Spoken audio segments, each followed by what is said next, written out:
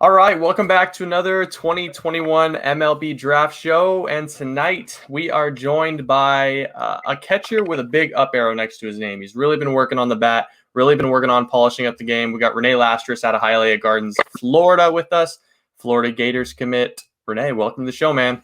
Thank you. Thank you for having me. Absolutely. Hey, why don't we just kick this thing off? Start early. We got the Florida green, blue behind us. Tell me a little bit about why Rene Lastres is a big-time prospect. Well, I say I'm a big time prospect just because the way I play the game, my frame, my projectability, and I'll say one of my biggest strengths is behind the plate, my receiving, my ability to catch, and also my arm. And my bat is starting to catch up now since I've been working hard on it. And I think I have all the tools to be a great prospect. Well, let's talk about the bat because I think it's certainly what's caught my attention over the last 4 months or so. We saw you in June, we saw you in July. Like you said, great frame. I mean, there's a lot of muscle, but you weren't that physical at the plate yet. And it seems as though from October on, you've put in a lot of work and there's a lot more physicality and you're tapping into that strength at the plate. Mm-hmm. Kind of talk about some of the changes that you've gone through to really get the most out of your body. Of course, the biggest change was getting after it at the gym. That's the main part, but also just making little adjustments in my swing. Over the summer, I was kind of no leg kick, just toe tap, and I had kind of this knee buckle, which was throwing off my timing, and I wasn't hitting for power. Guy like me should be hitting for a lot of power, and I was just kind of slap hitting baseballs. So what I added was I started to work on not a lot on my backside, getting into the backside, and added a leg kick, and got my hands a little higher. And by the time and like hitting and reps, I learned how to get my barrel in the zone earlier, so I could do damage early in counts. Well, I want to talk a little bit about tech as well because I've seen you. You're a bit of a hit tracks warrior. You're a batting cage warrior. Tell me some of the biggest bombs you've hit on hit tracks and the different ways that you incorporate tech into making yourself a better all-around hitter. Tech is a great thing, of course. You could like evaluate like your process throughout months and stuff, but you want to know in game or like in the cage?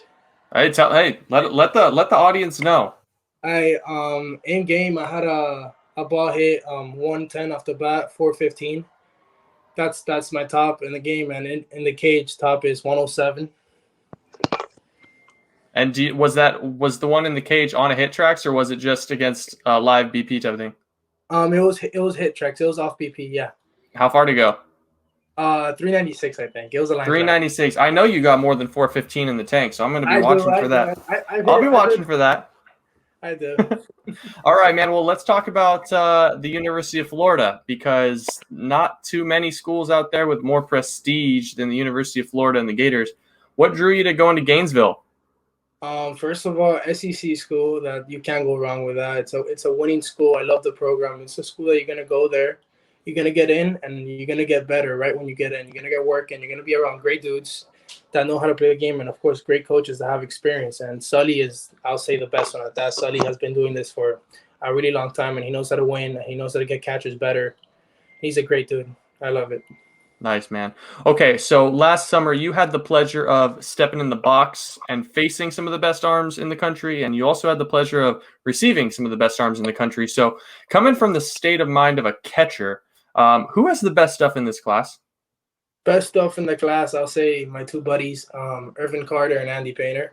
I couldn't tell you who's better because they're both dudes, but they're insane, man. They get in the mound, they're dogs. They have the best stuff I've seen, and they throw strikes.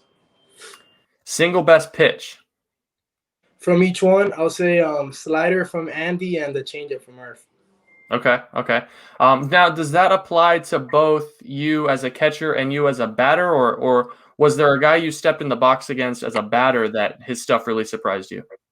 Yeah, I actually got to face Chase Petty and Eric Codes, and with a guy throwing 100 with that much movement and a 85-mile-per-hour slider, that's really impressive coming from a high school dude. Nice. Okay, well, how about we flip the script? Any batters that maybe were in a lineup with you or were on the other side that you thought were just kind of a special breed, just a little bit different? Of course, my buddy Alex Ulloa. Yes, sir. Oklahoma State commit. Yeah, he's the best hitter I've seen. He's a dude up there. He's a smart hitter. He knows how to make adjustments pitch to pitch like that. and he's one of the best hitters I've been around. I love being with him because he gives you tips. He knows how to help you out, and it's a great dude.